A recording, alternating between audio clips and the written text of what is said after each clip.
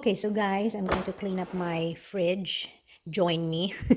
Anyway, while eating breakfast, I'm gonna clean the fridge. Anyway, I've wiped this and this one, so I'm just gonna yeah, rearrange things. You know, what I want to do is put things that are same. For example, here the dressing, the mayonnaise, anything that is for dressing and for condiments, I will put here and here for the breakfast toppings, etc. And here for the dairies. Here, I don't know. I have pesto, cream cheese, dog food. This is what I've been looking for, guys.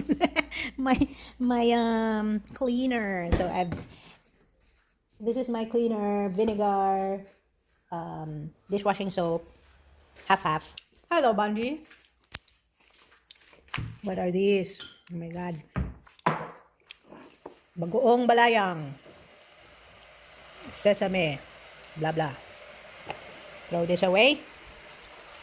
This is already with molds, I think. I should put it in the recyclables, right? Noisy. Okay, let's start putting it, segregate it. This one here. Balsamic here. Fish sauce. I don't know where to put the fish sauce.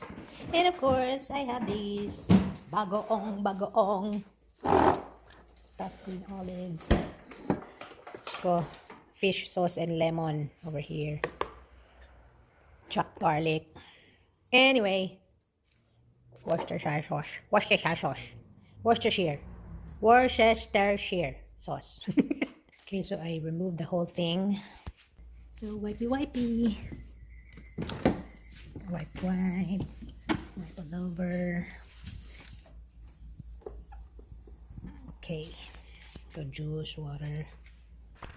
Okay, tonkatsu sauce, tomato sauce, chili sauce, lemon, Nando's peri-peri, seafood. Oh, we have 2 seafood. Where is the other one? I saw that already. Here. Mustard, Hershey's, ranch, custard sauce, yum. So for breakfast, jam, maple syrup, and mayo. Okay, let's clean this up.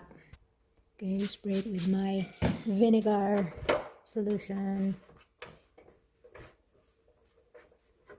Okay, so let's put it back first. There. Okay. So anything for breakfast over here. There. Dressings here. Yan. For cooking over there. Okay, dressing, fish sauce over here. Bulgogi for cooking. Okay. Over here.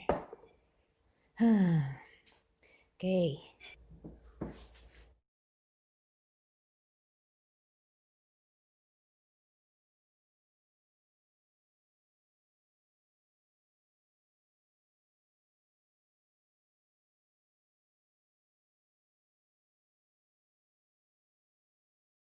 Refrigerate after opening. Where is it? Shake well before use. Refrigerate after opening.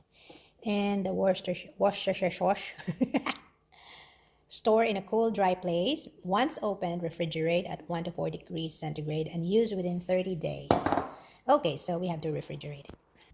Okay, so I'm done. So everything here are, mayonnaise based sauces, barbecue sauce, dyan siya, anything that you will just, use as a dip. And here, combination of the breakfast items, the jam, whipped cream, Hershey's, and sauces. Anything that you will put, as a dip as well. Balsamic, Maggi, Worcestershire sauce. Favorite ko yung Worcestershire sauce eh. Kahit ang hirap banggitin. Anyway, let's put that lemon there.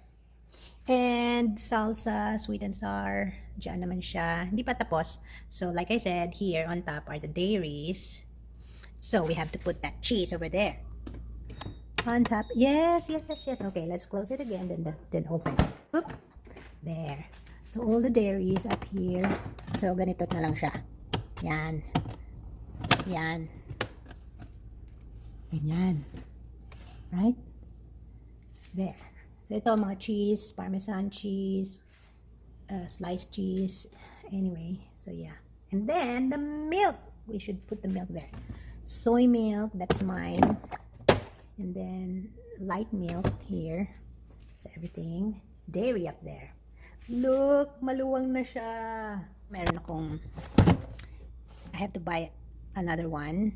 So beer. Yung rice, nilipat ko dito from the rice cooker.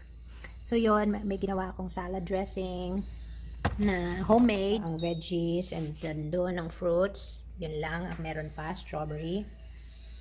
And dito ang mga drinks.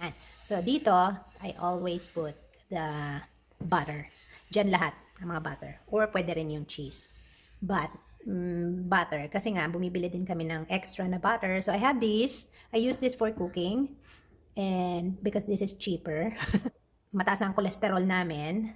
So we have to, and we use this every day for spreads, sa bread and everything. So we have to use that, the cholesterol lowering spread. Right? Okay, so thank you very much for watching. I hope you enjoyed it. Cleaning up with me my fridge, even though it still looks, ano lang to refrigerator side. Ito ang freezer side. Maayos naman, di ba? So I don't have to clean. So ito kasi lagi may ilalagay, may tatanggalin, may ilalagay na naman ng mga leftover. So nadudumihan pag nag-o-open ng bread, so mga breadcrumbs everywhere and mga sauce. Anyway, so ayan. Thank you. Bye. Hope you enjoyed it. Please subscribe, like, and share. Thank you. Listahan.